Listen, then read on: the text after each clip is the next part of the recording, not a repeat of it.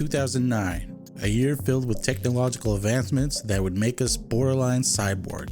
Oh no, you did not just say that. I am so angry right now. You should be angry. Shove that anger so right up your pussy. A flu pandemic emerged in a worldwide tumbling economy. President Obama decided to declare the epidemic a national emergency of swine flu, and around the country, people were lining up waiting for hours to get vaccinations.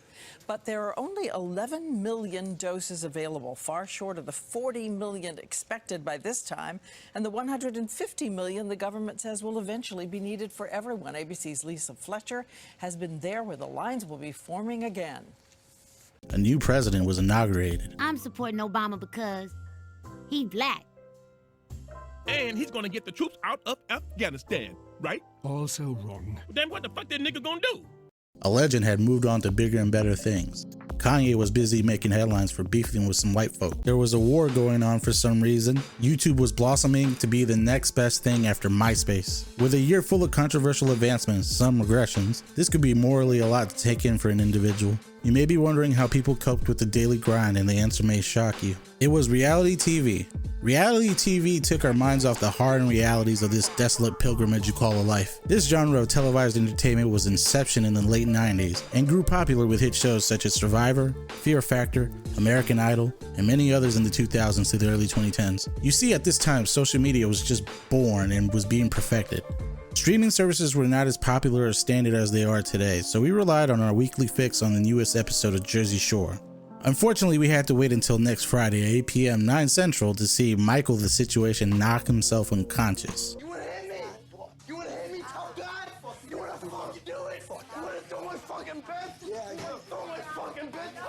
You wanna fucking do it? Stop! Fuck you, bro. Fuck out of here, bro. Fuck out of here. We need to talk. Get emotional, don't get the fuck away from me. Yo, look at me. You okay? You right? Look at me. I'm not even playing. Just look at me. What did I do to you? What did I do? Why don't you just tell me?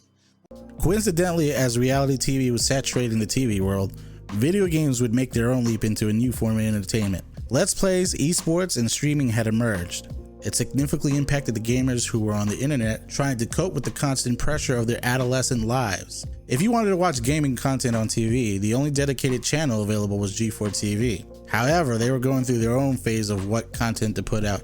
At this time, it seems some execs at Sci-Fi wanted in on the money that reality TV was making, but they couldn't do just a regular show. They had to incorporate some things that would make sense to their technology science fiction brand. That's when I introduced you to the gem that's WCG Ultimate Gamer. According to WCGUltimateGamer.com, this reality TV series put 12 gamers into a single loft and provided them with everyday challenges. These challenges resulted in one ultimate loser who was eliminated from the game. The series premise was similar to Big Brother's reality TV show. Every episode would involve a real-life challenge and an isolation challenge. All the contestants in the loft would compete in the episode's real-life challenge. This could be something like playing paintball or completing an obstacle course. Each of these challenges gave the players a clue about the video game that they would be played in the isolation challenge. For example, the paintball challenge led to playing Halo 3. A guest judge, usually a celebrity with some connection to the challenge, sometimes appeared in this part of the show and had the final say in these challenges. The winner or winning team also often got some sort of prize. Following this challenge, players would then be sent to their individual rooms to play a game on the Xbox 360. This isolation challenge had only one winner. Whoever ended up with the highest combined score from both challenges would then select a gamer to play against whoever had the lowest combined score. The loser in this elimination challenge then had to leave the loft. Season 1 of the show began on March 10, 2009 and ended on April 28, 2009. It was made up of 8 episodes and featured 12 contestants. Starting with the host, we have the delightfully scrumptious looking like a snack and a half, Hannah Simone. She did her part well in my opinion. She wasn't over the top, but she wasn't dull either. Next, we have Joelle Gordon, riding shotgun as the co-host. He makes funny facial reactions and does a good job explaining the game's objectives. Every time you kill an enemy, that is called a kill, and every time you come back to the game, that's called a spawn. He served his purpose well as the co-host. Now for the vibrant contestants, and to start us off is Chelsea, aka Delicate. She is a professional game demonstrator, which might be an early title of Let's Player. I'm not sure as I don't work in the gaming industry. Her game specialty is shooters, which is debatable for reasons I will discuss in a little while. Chelsea is the character that doesn't say much and remains neutral for most of the series. Next, we have Robert, aka Prodigy X.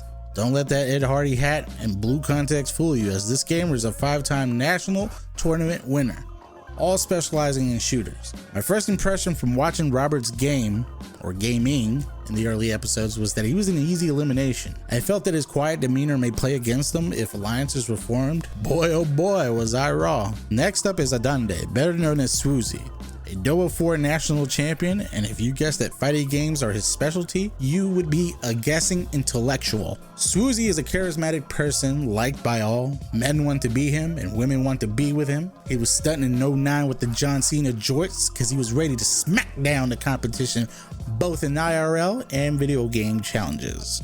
Swoozy's personality was very likable and he didn't speak much, but when he did, people listened. On the opposite side of the spectrum, we have CG, which rhymes with Fiji. Her gamer tag is Star Slayer, and yes, that's with a 3 for an E, ladies and gentlemen.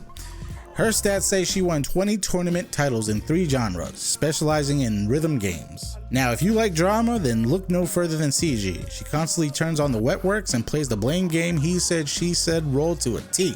In terms of the show, her drama kept things interesting on the downtime when the contestants were doing challenges. Her gaming skills were not bad either, as there were some instances when I thought she would do pretty bad but came out the victor. Our next contestant is Dante, aka Devil Aster. Devil Alistair? What the fuck is that? He is a professional game tester and he specializes in racing games. Now I know what we're all thinking, and yes, you are correct.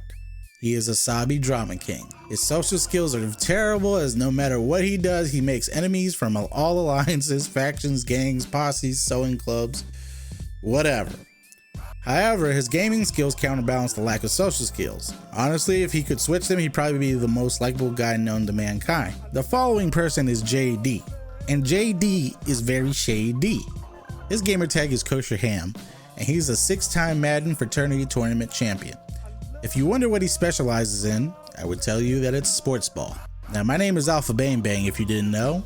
JD takes Alpha to another level, as he's the guy you know at the gym or the party that is just douchey. Everybody knows it, but they invite him because he has good blow. So you just look the other way. His gaming skills are very lacking unless partnered with the right person or group of people. The IRL challenges are somewhat of a cakewalk for him. It's evident that he's in the show to build tension in the loft. On the telly, Kelly is our next contestant, and her gamer tag is Miss Violence. She's a pro gaming coach, and her specialty is shooters. I don't know what kind of gaming she does, because boy is it dog shit. She looks like me when I'm playing Apex. If you paid her to coach, you are a sucker, and I'm glad she took your money. She serves her purpose with the drama and decent help in the IRL challenges. Allison has appeared as our next challenger, and let me tell you that her gaming stinks like her feet. Her dumbass gamer tag is 99, and her claim to fame is National Rainbow Six Vegas champion, and I'm calling bullshit. If y'all saw what I saw, it makes no sense how the hell she was in on this show. I'm sorry, but she knows a producer or someone, because she should have not been in there. Her gaming was non-existent, and good luck in the IRL, because if she was on your team, you might as well pack your bags. She had some tickle bitties though. With the number 3 pick, the Houston Texans select Jeff from the University of Simpendale. Jeff is a quiet giant who is kind, but unfortunately he falls victim to the disease that is symphorbitchitis. For those of you unaware of the disease, it's actually quite common in men, especially those that don't get to touch a kitty very often. So unfortunately, we bear witness to the show and see Jeff's downfall. It's a shame, because he's an okay gamer if in the correct category, and even a better teammate in the IRL challenges. His gamer tag is In Control, and he is a 2007 WCG National StarCraft champion. He specializes in strategy games. This contestant is a doobie of a character, and his name is Jamal. His gamer tag is Zofar321, and he was top 5 in multiple national tournaments. Jamal's gaming specialty is fighting, but what you should really know about Jamal is that he's a savage wild card.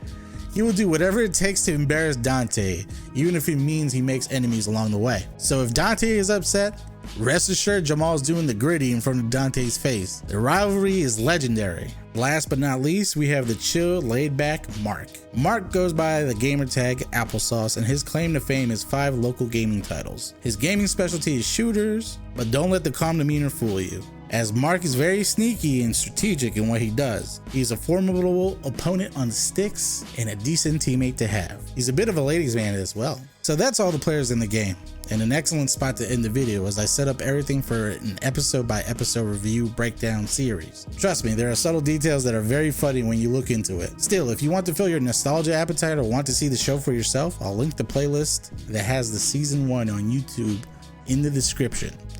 So that's it for this video, guys and gals. I'll catch you on the next one. Sayonara, adios, bye bye.